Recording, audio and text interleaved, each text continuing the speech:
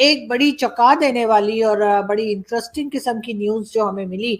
और आपको तो इंडिया से पीस चाहिए ना, आपको तो इंडिया से बातचीत करनी है ना, आपको तो इंडिया से रिलेशन अच्छे करने हैं ना। तो जिसकी बीवी को, जिस टेररिस्ट की बीवी को आपने प्राइम मिनिस्टर के बगल का दर्जा दिया है, इतना ऊपर दर्जा दिया है, वो आदमी, उसका शौहर जो है वो यहाँ तिहाड़ जेल में है और उसके ऊपर हजारों केसेस हैं, टेररिज्म के केस हैं, किडनैपिंग के केस हैं, मर्डर के केस हैं, बलात्कार के केस हैं, कन्वर्शन के केसेस हैं। तो ऐसे ऐसे केसेस हैं उसके ऊपर जिसको तिहाड़ जेल में रखा गया है।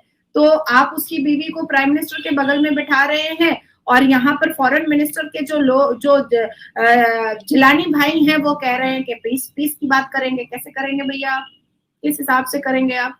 एक गदर मूवी आ जाती है तो रोड पर सारे पाकिस्तानी कहते हैं कि भाई आ जाए सनी देओल, बता देंगे कि हमारे पास अल्लाह है। अरे भैया, आपका फॉरेन मिनिस्टर डिपार्टमेंट जो है वो पीस का बात कर रहा है, आपका जो फॉर्मर प्राइम मिनिस्टर है वो जाते जाते पीस का बात करके गया है। तो फिर आप क्यों गाली दे रहे हैं? आपको तो इंडिया गाली नहीं दे रहा है, तो आप क्यों गाली? Yasin Malik was not pro Pakistan, Yasin Malik was pro independence.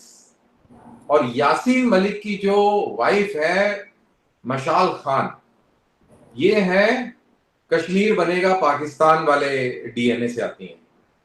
तो दोनों में फर्क है। और ये भी कहा जाता है कि यासीन मलिक का निकाह आईएसआई ने जियोपॉलिटिकल गेम प्लान को रखते हुए करवाया था। ऐसा मैं नहीं बोल रहा हूं, ऐसा मैंने एक पाकिस्तानी तर्जियाकार को सुना था, मैं उसकी बात बोल रहा हूं। मतलब, और आप भी उनको बहुत अच्छी तरह जानते हैं, थोड़ी देर पहले हम उनका जिक्र भी कर रहे थे, तो समझ गए आप। और दूसरी तरफ हम ये भी देखते हैं कि कभी तो हम हाफिज सईद जैसे लोगों को प्रोटेक्शन दे रहे होते हैं, और जिसने कई बार अपने मुंह से ये बात मानी है कि जी उसने इंडिया में गड़बड़ मचाई और कई जगह पे कई तरह के अटैक्स में भी जो है हाफिज सईद का नाम लिया जाता है। वो वाला बहुत ही हार्डकोर इलाका जो एक्चुअल में अपने आप को पाकिस्तान के साथ अलाइंड मानता था, आज की तारीख में वो नहीं मानता है। और मैं उस इलाके में गया, वहाँ मेरे दोस्त हैं और मैं उन लोगों के साथ रहा भी, और इसके ऊपर बड़ी संजीदा डिस्कशन भी हुआ। उन्होंने बोला कि हाँ, एक टाइम था कि इस तरीके का सेंटिमेंट वहाँ पर मिलता था। और एक वहाँ पे एक ख्वातीन थी जो मतलब अब मेरे ही उम्र की हैं, तो वो बता रही थी कि जब हम कॉलेज में पढ़ा करते थे, स्कूल कॉलेज में वे बैक, तब हम स्कूल कॉलेज से आके और फिर यहाँ पे खड़े होके हम पत्थर मारा करते थे और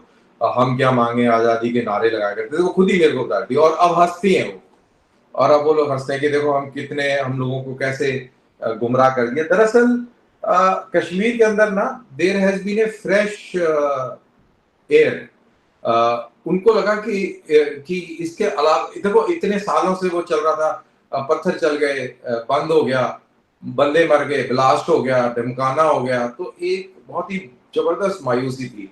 और उनको ये एहसास हो गया कि इंडिया बहुत स्ट्रांग है, इंडिया इतना आसान नहीं है, और ये पाकिस्तान के लारे लप्पे में हमने अपनी जनरेशन खराब कर दी, ये उनको एहसास हो चुका है। आपने सरवाइव करना है तो इस वक्त पाकिस्तान में ये क्वेश्चन यही है कि क्या हमने सरवाइव करना भी है या नहीं। और इस पे जो पाकिस्तान के हैंडलर्स हैं वो असल में उनको डाउट हो गया है, पाकिस्तान के साथ नहीं जाना। तो आप अगर उसके वाइफ के थ्रू, जो कि पाकिस्तानी सिटीजन है, ये सारी कंपेन चलाना चाहते हैं, तो इसका मतलब ये है कि आप यासीन मलिक को अपने हक में कैश कराना चाहते हैं और आप अपने अवाम को बेवकूफ़ बनाना चाहते हैं कि हमने जी बड़ी कोशिश की थी यासीन मलिक को इंडिया के अताब से बचाने के लिए, या उसको सज़ाए मौत से बचाने के लिए, या उसको जेल से निकालने के लिए। देखें, हमने तो उसकी बीवी को जो है मिनिस्टर तक बना दिया, अब इससे ज़्यादा हम क्या करते। लेकिन जो करने का काम था वो नहीं करेंगे, करेंगे इस तरह का काम जिसकी वजह से उसका जो प्रोसेस है फांसी लगने का या सजाए मौत का वो एक्सपीडाइट हो। जो यहाँ पे टेरर ग्रुप्स हैं उनके लिए भी एक सॉफ्ट कॉर्नर पाकिस्तान के दिल में हमेशा रहा। क्या है, हम क्या मैसेज दे रहे हैं दुनिया को, हम क्या मैसेज दे रहे हैं भारत को? यकीनन हम भारत को यही बताना चाह रहे हैं कि हम सुधरने वाले नहीं हैं। और उसमें मसला ये आता है कि हमारे यहाँ कई दफा मैंने कहा कि हम 25 करोड़ का मुल्क हैं और एक भी हमारे यहाँ एकेडमिक एक्सपर्ट नहीं है इंडिया पे। तो क्या हम जहालत की बुनियाद पर इंडिया का मुकाबला करना चाहते हैं?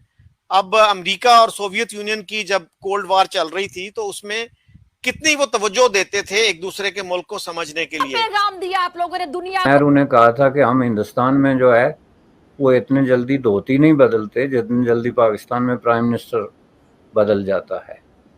तो इतने ज़्यादा प्राइम मिनिस्टर बदलने के बावजूद आज तक आपके पास एक सिंगल एग्जाम्पल नहीं है जिसमें आप ये कह सकें कि ये साहब प्राइम मिनिस्टर बने थे, अवाम के वोटों से इलेक्ट हो।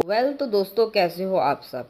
दोस्तों कश्मीर में अलगाववादी नेता जो कि भारत की तिहाड़ जेल में अपनी सज़ा काट रहा है, यासीन मलिक उसका नाम है, और उसकी पत्नी मुशाद मलिक जो कि पाकिस्तानी नागरिक है, पाकिस्तानी सरकार ने उसको कैबिनेट मंत्री बना दिया है और पीएम का स्पेशल सलाहकार घोषित कर दिया है।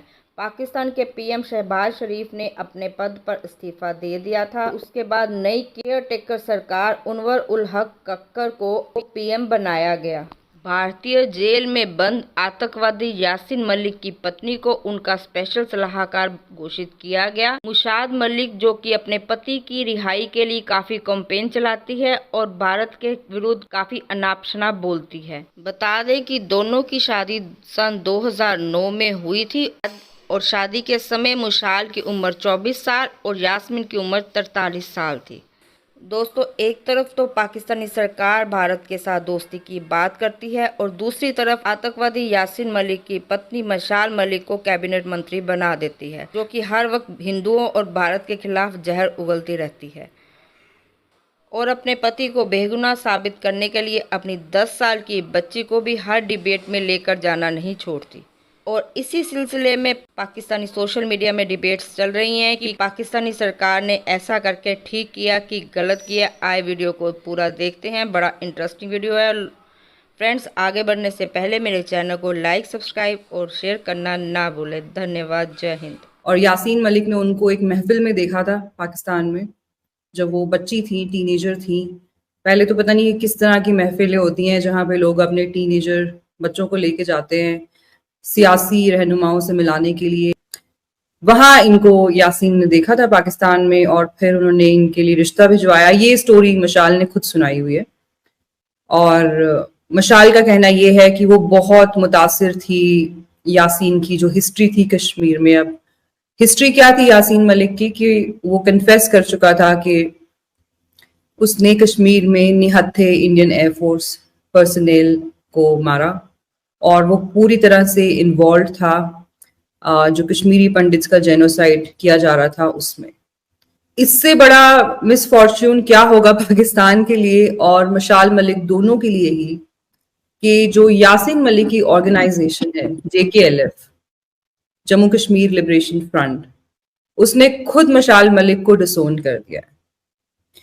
उन्होंने ये कहा है कि मशाल मलिक ने पिछले 9 साल से यासीन मलिक से मिलने की कोशिश भी नहीं की और वो बिल्कुल रिप्रेजेंट नहीं करती हैं यासीन मलिक या JKLF की आइडियोलॉजी को और वो किसी भी तरह से कश्मीरीज को रिप्रेजेंट नहीं करती। इसका कारण ये है कि जो JKLF है वो एक इंडिपेंडेंट कश्मीर की बात करती है, जबकि जो पाकिस्तानी साइड का मौकफ है वो ये है कि कश्मीर को इंडिया से अलग करके पाकिस्तान के साथ जोड़ दिया जाए। और यही वजूहात थी जिसकी वजह से पाकिस्तान ने नॉन कश्मीर ग्रुप्स लॉन्च किए थे, जिनका यही पर्पस है कि कश्मीर को भारत से अलग करो और पाकिस्तान से जोड़ दो। इस्लामाबाद में कोई ये सोचता है कि मशाल मलिक को लगाने से इंडिया में पता नहीं चीजें ऊपर नीचे हो जाएंगी और भारत कोई घबरा जाएगा, तो ये उनकी बड़ी गलत फहमी है। बट मुझे ऐसा लगता है कि ये एक बड़ा हॉकिश मूव था और मशाल को लगाना ठीक है, उनको इमीडिएटली थोड़ा सा उसके लिए वाहवाही मिली होगी बेवकूफ लोगों की तरफ से, क्योंकि पाकिस्तान में बेवकूफों की तो कमी है नहीं। पर इंडिया को ये किसी भी तरह से डेंट नहीं करता and according to me it was a very stupid move जाता। आप तो उसी यूएन रेजोल्यूशन पे उछलते हैं कि ये डिस्प्यूटेड टेरिटरी है क्योंकि यूएन ने कह दिया। भाई यूएन ने ये नहीं कहा है कि जम्मू कश्मीर डिस्प्यूटेड टेरिटरी है। इंडिया लेके गया था ये केस यूएन के पास और इंडिया में ऑलरेडी इसको एक बहुत बड़ी गलती समझा जाता है इनफैक्ट नेहरू साहब को खुद भी ये चीज बड़ी जल्दी रियलाइज हो गई थी कि उन्होंने माउंट बैटन के कहने पर यूएन वो गए थे, जबकि जो इंडियन फोर्सेस हैं वो ले पा रही थी पाकिस्तान से अपनी टेरिटरी वापस। बहुत सारी ऐसी डिस्ट्रिक्ट्स थी जो उन्होंने खाली करवा ली थी कबायलियों से। मतलब एक जर्नलिस्ट को क्या पता एक मिनिस्ट्री कैसे चलानी है।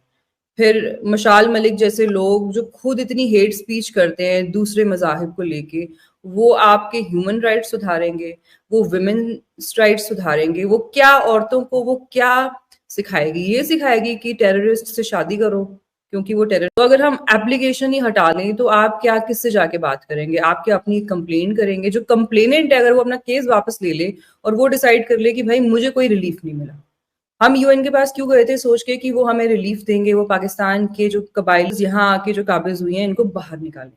जब उन्होंने हमारे इतने साल में कोई मदद ही नहीं की और इंडिया डिसाइड्स कि ठीक है मेरी टेरिटरी है, मुझे खुद ही वापस लेनी है, ये एक बायलैटरल इशू है, मैं कर लूंगा जैसे करना है, तो आप क्या कर सकते हैं उसको? कोई आज आपकी तरफ से कह रहा था कि 800 बिलियन कश्मीरीज को कैद में रखा हुआ है, तो मैंने उसको पूछा तुझे इंडिया की पॉपुलेशन पता है कितनी है? I mean, कुछ भी बोलते हैं यार। जितनी भारत की पॉपुलेशन नहीं है उससे पता नहीं कितने गुना ज्यादा बोल रहे हैं कि कश्मीरी कैद में है। उन्होंने आके देखा है कि कश्मीरी कैद में है?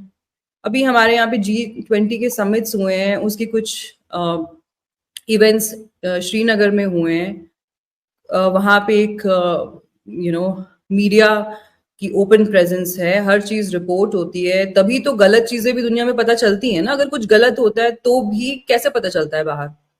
क्योंकि एक मीडिया की प्रेजेंस है, मीडिया हर चीज रिपोर्ट करता है। तो इस तरह की बेवकूफाना बात पर रिएक्ट करना ही मेरी समझ